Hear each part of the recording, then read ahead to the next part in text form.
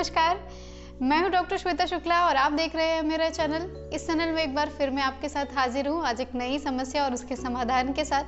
आज की वीडियो में हम बात करेंगे रोटेटर कफ टियर के बारे में। रोटेटर कफ टियर का नाम सुनते ही डरने की कोई ज़रूरत नहीं है, क्योंकि इसका अर्थ बहुत सरल शब्दों में मैं आपको समझाऊंगी। इसका मतलब होता है कि कंधे में चोट लग जाना। कंधे में चोट कई कारणों से और किसी भी रीज़न से लग सकती है। और रोटेटर कफ की अगर बात करें तो रोटेटर कफ का अगर नाम आप पूछें कि क्या होता है, तो रोटेटर कफ एक मसल से बनी हुई संरचना है जो कि कंधे की एक बहुत इंपॉर्टेंट हिस्सा होता है और हमारे कंधे की हड्डियों के मूवमेंट को कंट्रोल करने में काफ़ी मदद करता है। जब कभी किसी कारणवश इसमें चोट लग जाती है या इसमें कोई प्रॉब्लम आ जाती है, तो जो कंडीशन डेवलप हो जाती है उसे रोटेटर कफ टियर या रोटेटर कफ पेन कहते हैं। अब अगर बात करते हैं तो अगर आपको रोटेटर कफ टियर है तो आपको क्या क्या सिम्टम या लक्षण दिखाई दे सकते हैं। तो अगर आपको रोटेटर कफ टियर है तो आपको आपका हाथ में बहुत जकड़न या कंधे पे आपके कंधे पे काफ़ी ज़्यादा जकड़न समझ में आएगी। आपको हाथ ऊपर ले जाने में समस्या होगी। एक पर्टिकुलर रेंज के बाद आपका हाथ ऊपर नहीं जाएगा। हाथ को पीछे ले जाने में आपको काफ़ी समस्या होगी इसमें। इसके बाद ओवरहेड एक्टिविटी, यानी कि ऐसा कोई भी एक्टिविटी जिसमें आपका हाथ ऊपर जाता है, ऐसे कोई भी काम करने में आपको हाथ बिल्कुल नहीं उठेगा, काफ़ी ज़्यादा दर्द होगा। रात में भी आपको ये पेन बहुत ज़्यादा हो सकता है। तो ये कुछ इसके कॉमन लक्षण होते हैं। अब एक चीज़ होती है, रोटेटर कफ टियर को हमेशा फ्रोजन शोल्डर समझ लिया जाता है।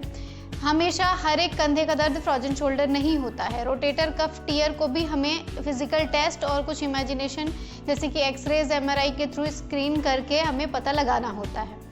अब अगर बात करें रोटेटर कफ टियर किसे और कैसे हो सकता है, तो रोटेटर कफ टियर किसी भी एज ग्रुप में हो सकता है। इसके होने के कई कारण होते हैं। अगर सबसे पहला और सबसे कॉमन कारण है ओवर यूज इंजरी, यानी कि अगर आप लगातार अपने रोटेटर कफ मसल्स का इस्तेमाल लगातार करते जा रहे हैं, एक ही एक्टिविटी आप बहुत बार करते हैं, तो आपके रोटेटर कफ में टियर यानी कि कुछ फाइबर्स उसके टूट सकते हैं या फिर वो इम्पिंज हो सकता है, पेन हो सकता है। इसके अलावा अगर बात करें तो स्पोर्ट्स पर्सन जैसे कि बॉलर्स जिन्हें बॉलिंग करते हैं उनके बहुत कॉमन रोटेटर कफ टियर होने के चांसेस होते हैं। इसके अलावा कई बार ऐसा होता है कि आप गिर गए हैं कंधे के बल या फिर कंधे में कोई चोट लग गई है, तो भी आपका रोटेटर कफ में डैमेज हो जाता है, इंजरी हो जाती है और आपको दर्द आ जाता है। कई बार ये बुजुर्गों को होता है, बिना कोई हिस्ट्री होती है कि कभी नहीं गिरे हैं, कुछ नहीं हुआ, फिर भी उनको कंधे में रोटेटर कफ टियर हो गया। ये भी हो सकता है क्योंकि रोटेटर कफ की जो मसल्स हैं वो एज की वजह से बुजुर्ग अवस्था में जाते जाते कमज़ोर हो जाती हैं, और अगर कुछ भी गिरे नहीं हैं, कुछ वज़न नहीं उठाया, चोट नहीं लगी, फिर भी वो मसल्स वीक हो जाएंगी, कमज़ोर हो जाएंगी और वहाँ पे अपने आप डैमेज हो जाएगा। तो इस वजह से भी बुजुर्गों में भी ये कंडीशन काफ़ी कॉमन होती है। ये इसके कुछ नॉर्मल कारण होते हैं, इनकी वजह से ये हो सकता है। अब अगर आपको कंधे में दर्द है लेकिन आप नहीं जानते हैं कि वो फ्रोजन शोल्डर है या रोटेटर कफ टियर है, तो आप अपने नियरेस्ट फिजियोथेरेपिस्ट से कंसल्ट करिए।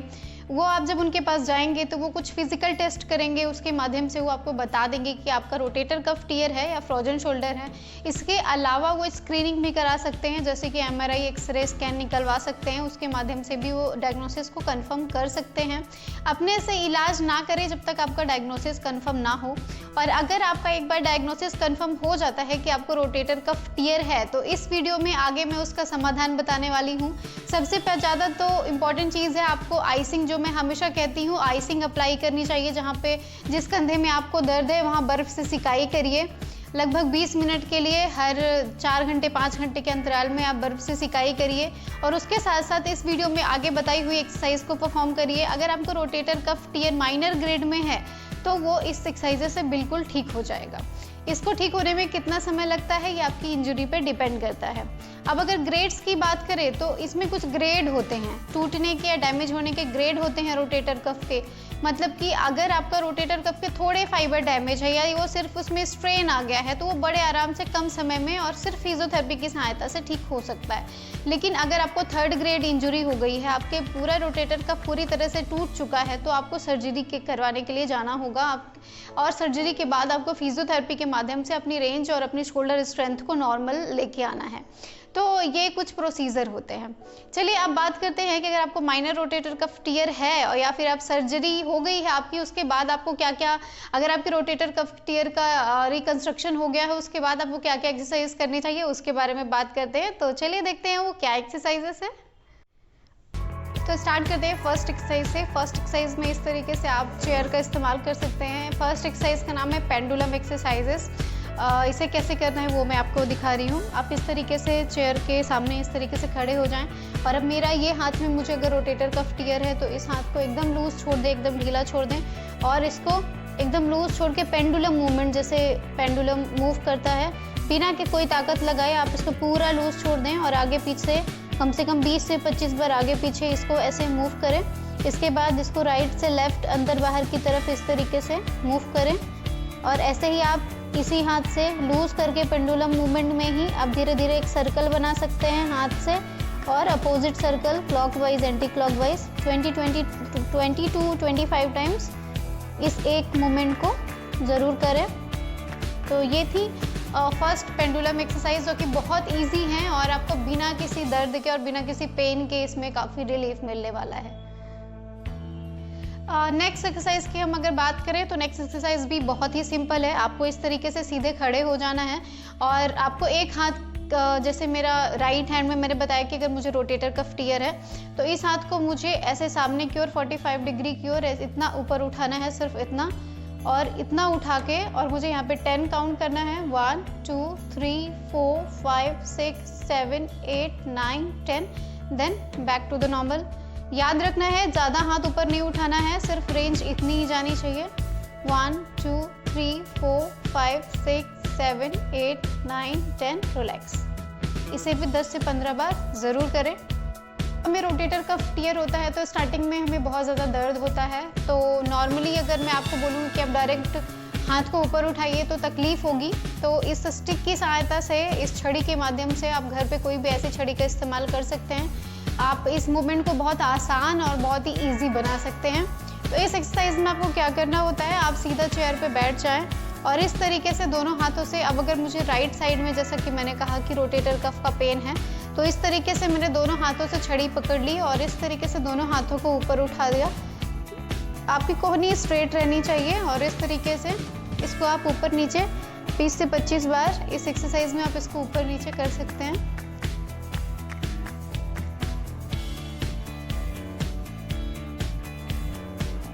देखते हैं नेक्स्ट एक्सरसाइज में हमें हाथ का अबडक्शन करना है, मतलब राइट हैंड को अपने शरीर से दूर ले जाना है इस स्टिक की सहायता से। उसे हम कैसे करेंगे मैं आपको सिखाती हूँ।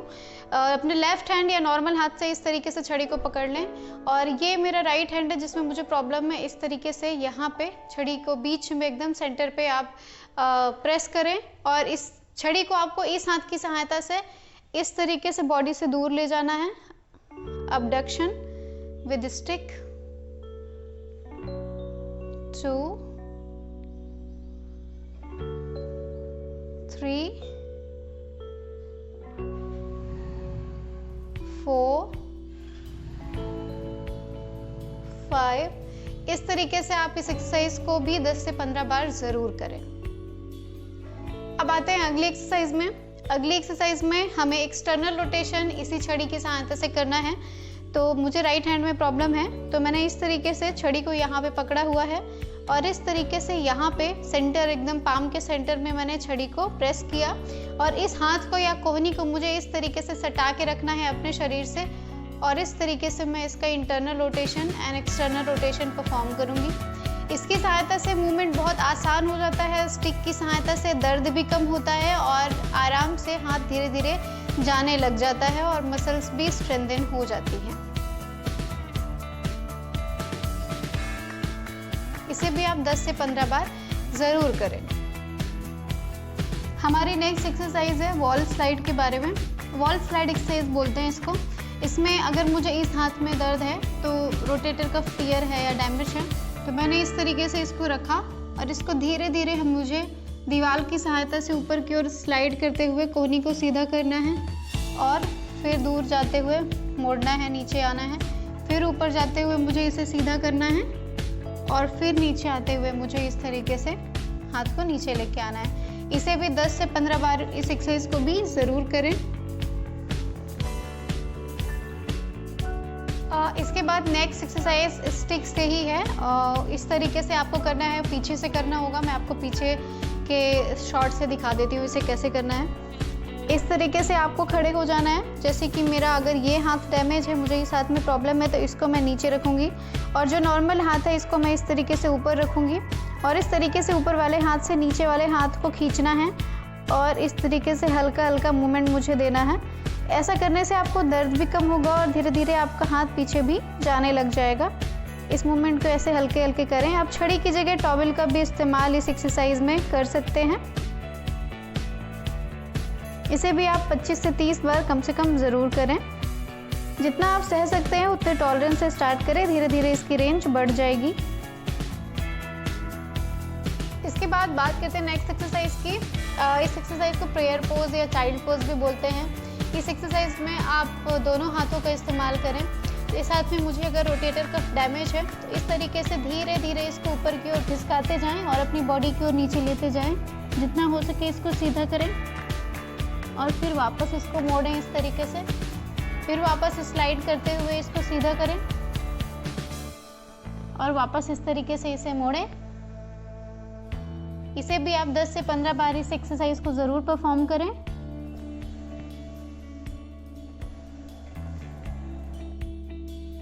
जितना हो सके आप खिंचाव देके हाथ को सीधा करने की कोशिश करें और वापस आ जाएं।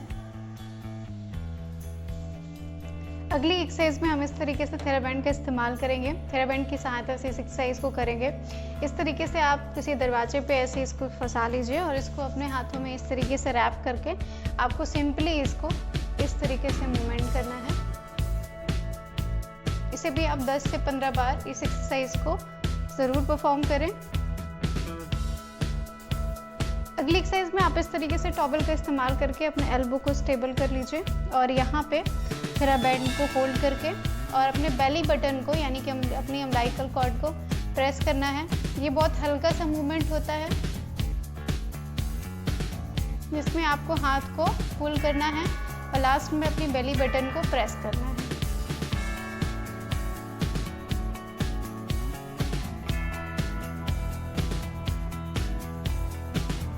इसे भी 10 से 15 बार आप ज़रूर करें। नेक्स्ट एक्सरसाइज में इस तरीके से आपको एल्बो को स्टेबलाइज करके रखना है और थेराबैंड की सहायता से इसे बाहर की ओर खींचना है, यानी कि एक्सटर्नल रोटेशन मूवमेंट आपको परफॉर्म करना है। इस हाथ में मुझे तकलीफ है तो इस हाथ के लिए मैं एक्सरसाइज कर रही हूँ। 1 2 3 4 5। इस तरीके से आप 10 से 15 बार इस एक्सरसाइज को भी ज़रूर करें। तो ये थे कुछ एक्सरसाइजेस और स्ट्रेचेस जो आप रोटेटर कफ टियर की कंडीशन में कर सकते हैं। इस एक्सरसाइजेस को घर पे परफॉर्म करें। बेटर रिजल्ट के लिए दोनों सुबह शाम दोनों टाइम परफॉर्म करें तो और बेहतर है। एक टाइम तो आपको करना ही है। इसके अलावा आइसिंग करें। आइसिंग से भी आपको साथ साथ आइसिंग और एक्सरसाइज करेंगे तो और जल्दी हीलिंग और जल्दी इन्फ्लेमेशन कम होगा। आई होप आपको वीडियो पसंद आ गया होगा और काफ़ी समझ में भी आया होगा, जैसे कि मैंने बहुत सरल शब्दों का उपयोग किया है। अगर आपको वीडियो अच्छा लगा हो तो इसे ज़रूर लाइक करें, शेयर करें उन लोगों से जिसको इसकी ज़रूरत है और मुझे कमेंट बॉक्स में लिख के ज़रूर बताएं कि आपको ये वीडियो अगर हेल्पफुल है और अगर हेल्पफुल है तो किस तरीके से आपके लिए हेल्पफुल है। तो चलिए मिलते हैं फिर नेक्स्ट वीडियो के साथ। तब तक के लिए थैंक यू।